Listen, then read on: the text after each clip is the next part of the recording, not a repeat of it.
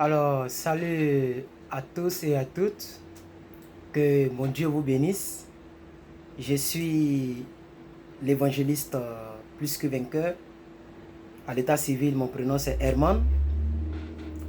Je voudrais encore parler des top 10 des meilleurs versets sur les différents sujets. Aujourd'hui, hier, nous avons parlé de la foi. Aujourd'hui, nous voulons parler de la guérison. Oui, la guérison. Ou bien l'antidote de la maladie. C'est la guérison divine.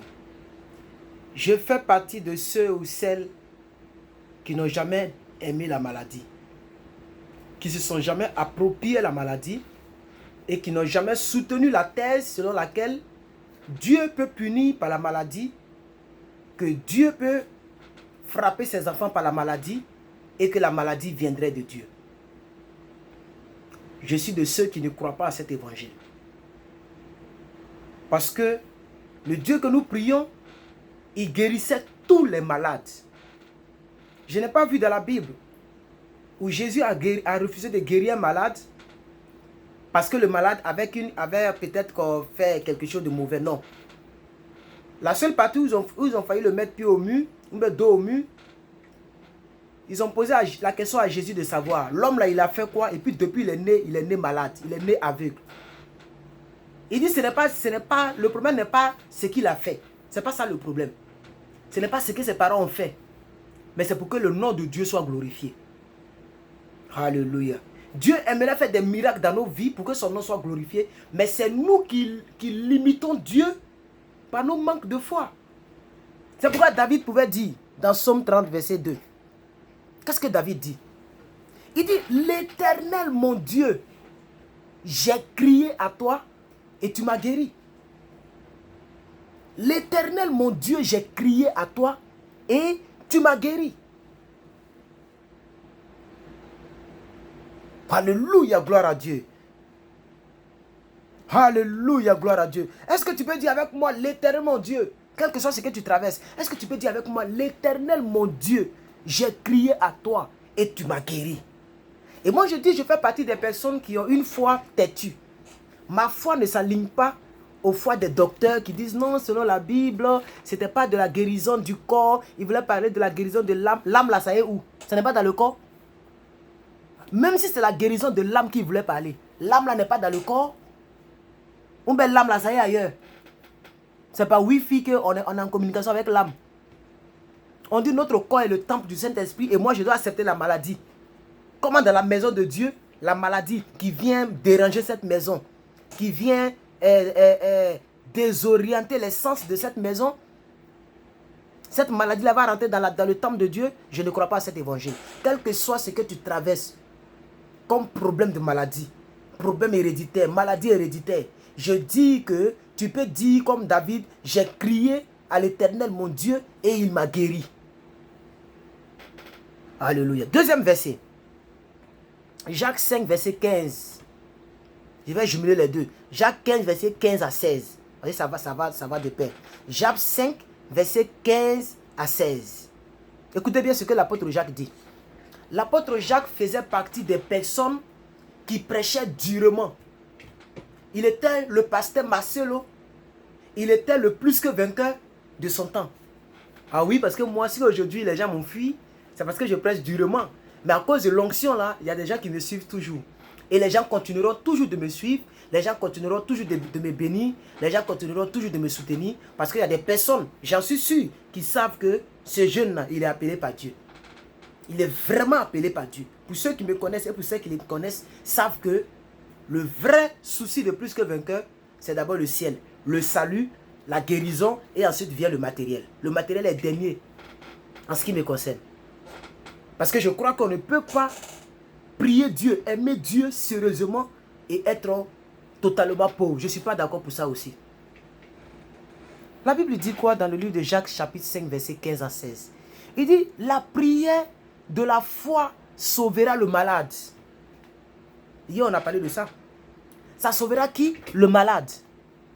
La première, quand on dit maladie, la première chose qui te vient en tête, c'est que ton corps ne se sent pas bien.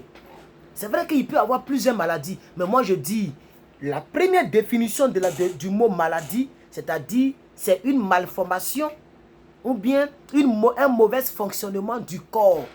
C'est ce qu'on appelle quelqu'un est malade. Ça, c'est la première définition. On ne peut pas sauter la première définition et parler d'autres définitions. Maladie spirituelle, maladie de l'âme, maladie sentimentale. Mais il y a la maladie corporelle, on ne parle pas de ça aussi. Quelqu'un qui est malade corporel peut avoir maladie sentimentale. C'est qu'on appelle en Côte d'Ivoire le goumé-goumé. Est-ce que quelqu'un même qui ne se porte pas peut pas penser à garçon mais à femme pour dire que j'ai goumé-goumé?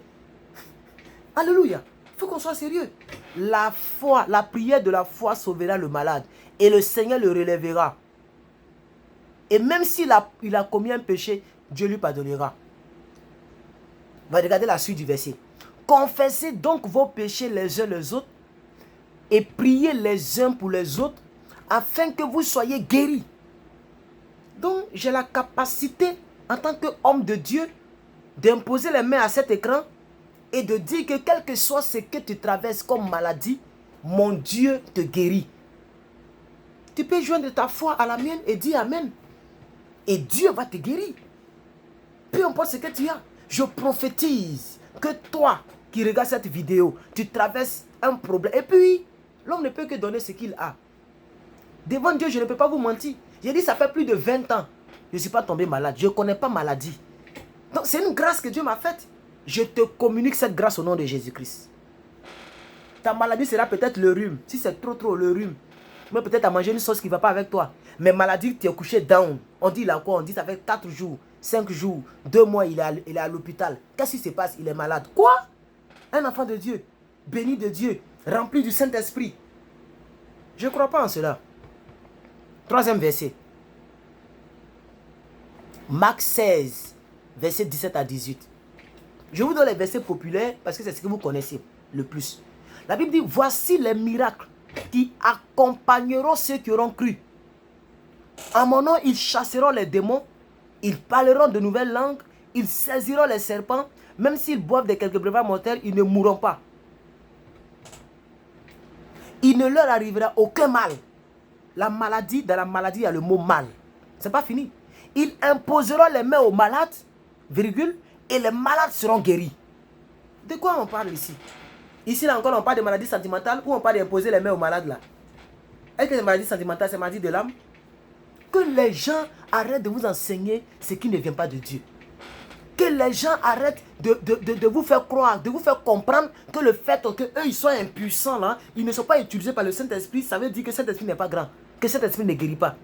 Si ton Dieu ne guérit pas tes membres, si ton Dieu ne guérit pas tes enfants spirituels, il ne faut pas coller l'identité de quelqu'un qui ne guérit pas à notre Dieu. Moi, mon Dieu guérit.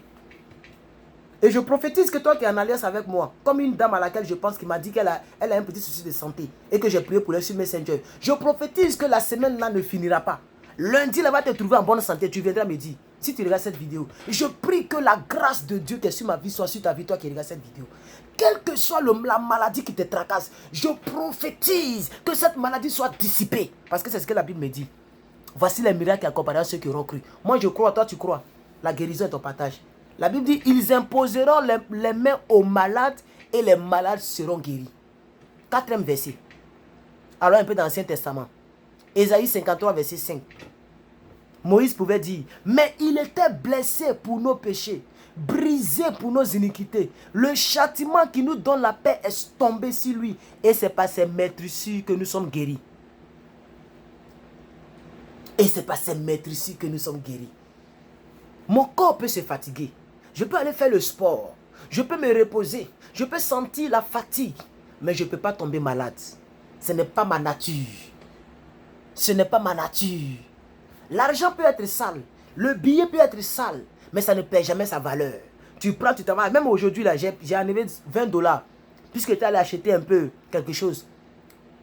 J'ai donné à la dame, c'est acheté. Elle a pris, elle dit le problème c'est de savoir est-ce que c'est un bon billet. Elle a mis dans sa machine, la machine a reconnu. Elle dit je prends. Oh moi-même j'ai pris ça aussi à la banque. Dans les ATM là, les machines qui, voilà. C'est sorti dans la machine. Donc c'est bon.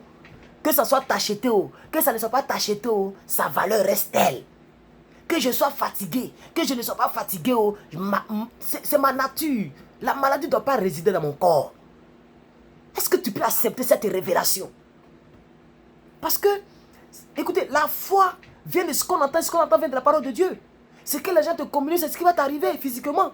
Si tu ne crois pas à la maladie, tu ne tomberas pas malade. Je sais de quoi je te parle. Si moi-même j'étais tout le temps malade, je n'allais pas trop prêcher sur la maladie.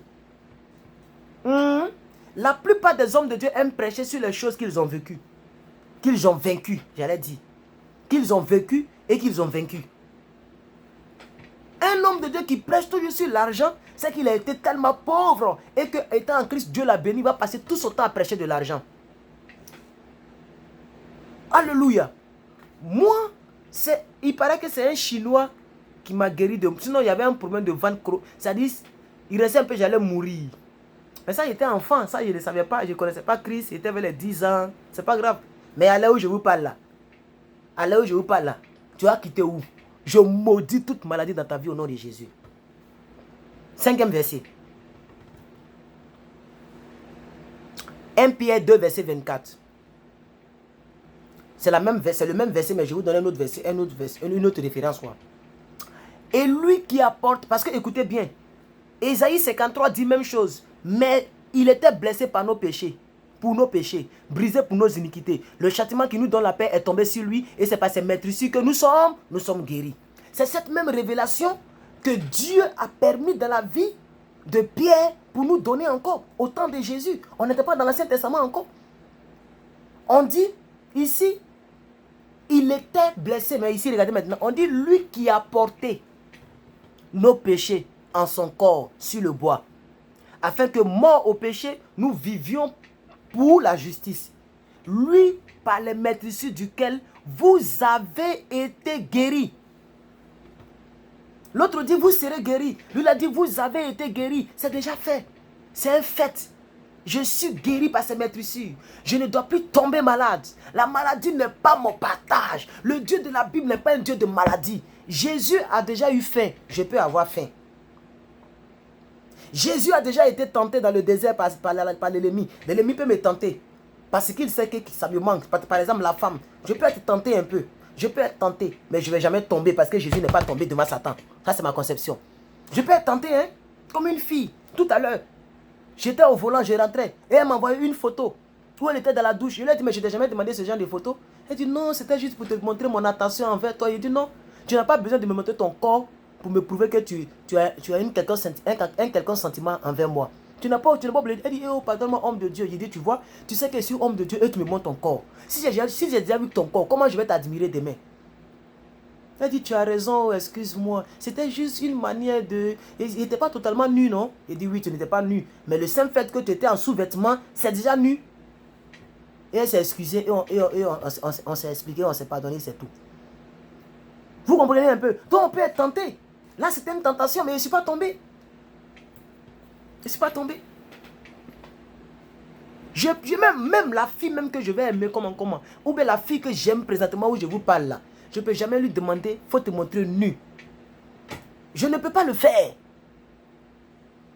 Alléluia, gloire à Dieu. Parce que c'est une manière d'ouvrir la porte à la tentation pour certaines choses. Ça, c'est une parenthèse. Alors, 6e verset, on va aller très vite parce que les minutes courent. Psaume 41, 2, 4. Heureux celui qui s'intéresse aux pauvres. Au jour du malheur, l'Éternel le délivre. L'Éternel le garde et lui conserve la vie. Il est heureux sur la terre et tu ne le livres pas au plaisir de ses sentiments. L'Éternel le soutient sur son lit de douleur. L'Éternel le soutient sur son lit de douleur. Et l'Éternel, tu le soulages dans toutes ses maladies. Dans toutes ses maladies. Et tu le soutiens sur son lit de douleur. Qui le soutient? C'est moi, c'est l'Éternel. Alors nous avons un Dieu qui bénit. Nous avons un Dieu qui guérit. Et la Bible dit quelque part que Jésus guérissait tous les malades, allant de ville en ville, guérissant tous les malades et faisant du bien aux pauvres, aux gens. Donc notre Dieu que nous prions n'est pas un Dieu du mal. Donc tout ce qui concerne le mal, tout ce qui peut contribuer au mal dans nos vies ne vient pas de Dieu. Ne vient pas de Dieu. Donc la maladie ne vient pas de Dieu. La maladie veut dire le mal a dit. C'est le mal qui a parlé. Le mal ne doit pas être accepté par ta conscience, par ta foi et par ta conception de la vie chrétienne. Je ne suis pas d'accord de cet évangile. La Bible dit dans Psaume 103, verset 2 à 3. Mon âme bénit l'Éternel et n'oublie aucun de ses bienfaits. Car c'est lui qui pardonne toutes mes iniquités et aussi c'est lui qui guérit toutes mes maladies. C'est pourquoi mon âme bénit l'Éternel. Mais c'est sur quoi vous vous basez pour dire non, Dieu, Jésus est mon Dieu, l'Éternel, alléluia, Hosanna. Moi, si Dieu ne faisait rien dans ma vie, je n'allais pas le suivre. Ça peut te choquer, hein? Mais c'est ça qui est la vérité. Si Dieu ne me conservait pas la guérison, c'est-à-dire je suis chrétien, tout le temps c'est moi j'ai ulcère, tout le temps c'est moi j'ai AVC, tout le temps c'est moi j'ai sida, tout le temps c'est moi j'ai des maladies bizarres, j'allais aller vendre mon âme. J'allais profiter au maximum du péché sur la terre. Parce que je savais que Dieu n'était pas un Dieu fidèle. Regardez un peu les hommes de Dieu qui se prennent au sérieux là, c'est rare, ils vont tomber malades. Les pasteurs Marcelo, mais c'est des gens qui ne se reposent pas. Ils sont tout le temps invités. Il a une très grande responsabilité sur sa tâche. Vous imaginez une église de 6000 personnes à gérer. Vous pensez qu'un tel homme va dormir? Le département des femmes va l'appeler. Le département des jeunes va l'appeler. Le département des hommes va l'appeler. Le département des finances va l'appeler. Les projets, il pense à cela. Il a des invitations. C'est des gens qui ne dorment pas. Le corps est fatigué. Mais Dieu conserve les guérisons. Ivan Castanou, Dieu conserve les guérisons. Mohamed Sanogo, Dieu conserve les guérisons. Les hommes de Dieu qui se prennent au sérieux ne tombent pas comme ça malades. Même il y a des païens qui ne tombent pas comme ça malades. Il y a des faux hommes de Dieu qui ne tombent pas comme ça malades. Parce que ça dépend de comment est-ce que tu vois la chose. C'est ce que tu acceptes à l'intérieur de toi. C'est ça qui va s'extérioriser. Mon âme bénit l'Éternel et n'oublie aucun de ses bienfaits. C'est lui qui pardonne toutes tes iniquités et c'est lui aussi qui guérit toutes tes maladies. C'est aussi clair que ça. Ésaïe 58, verset 8. Alors ta lumière prendra comme l'aurore et ta guérison germera promptement. Donc même si vous me dites que c'est une guérison intérieure, alors elle doit germer. Quelque chose qui germe, c'est quelque chose qui sort de l'intérieur vers l'extérieur. Donc la maladie de l'âme, la guérison de l'âme doit être la guérison de mon corps. C'est ça aussi qui est la vérité.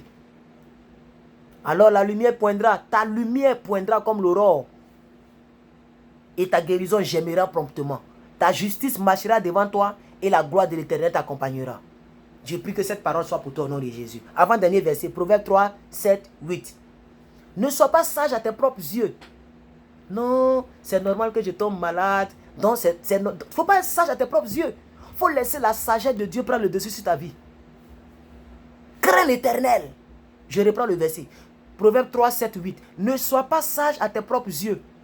Crains l'Éternel et détourne-toi du mal. 2 points.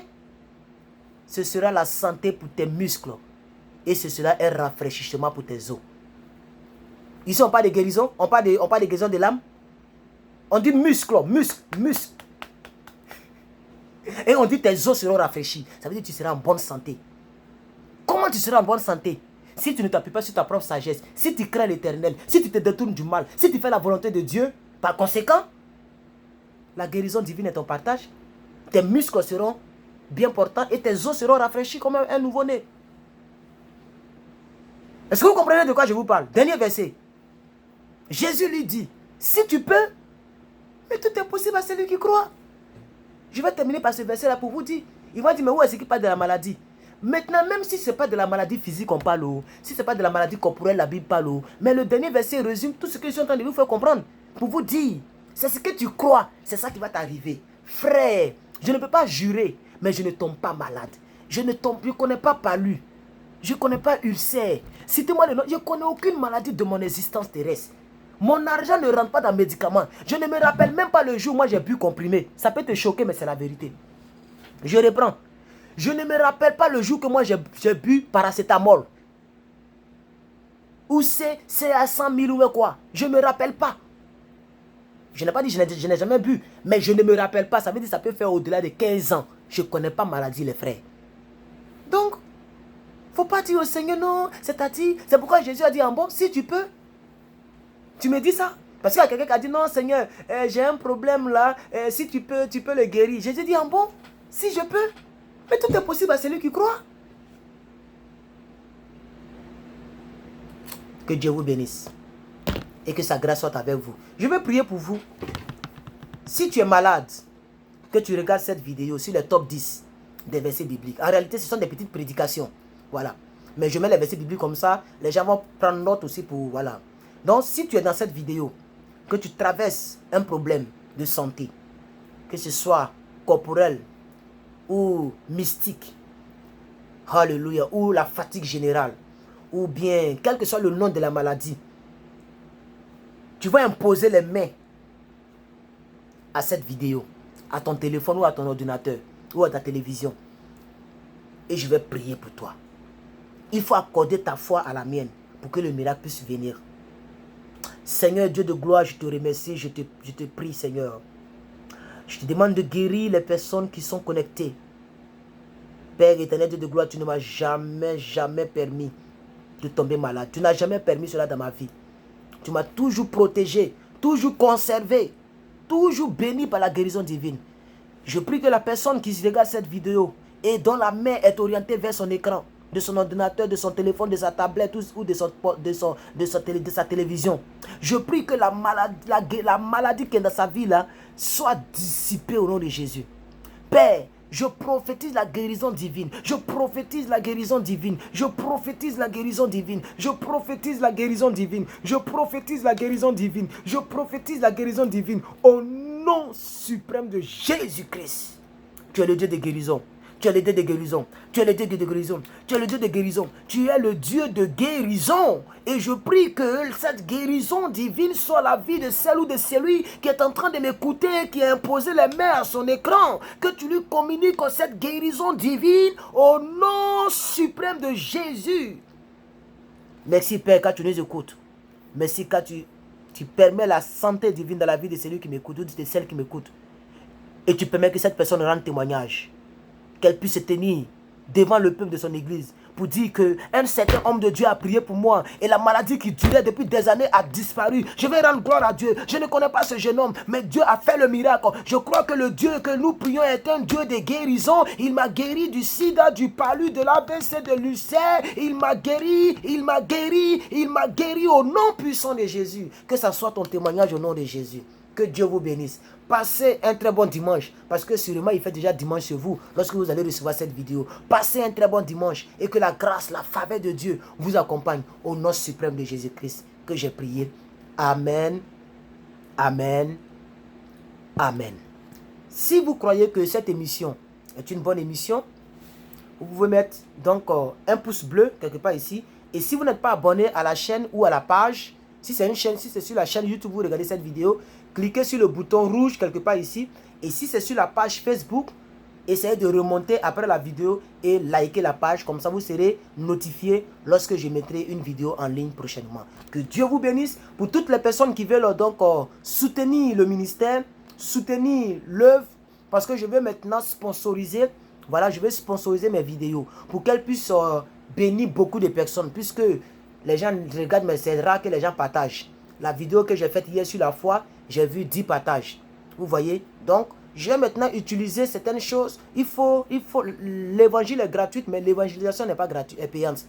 L'évangile est gratuit, mais l'évangélisation est payante. Et si Dieu te permet à toi et à moi d'avoir quelques dollars ou quelques euros par mois, prenons 10%, prenons 5%, même 1% de ton argent, viens s'aimer. Tu me dis, Herman, cette vidéo m'a touché.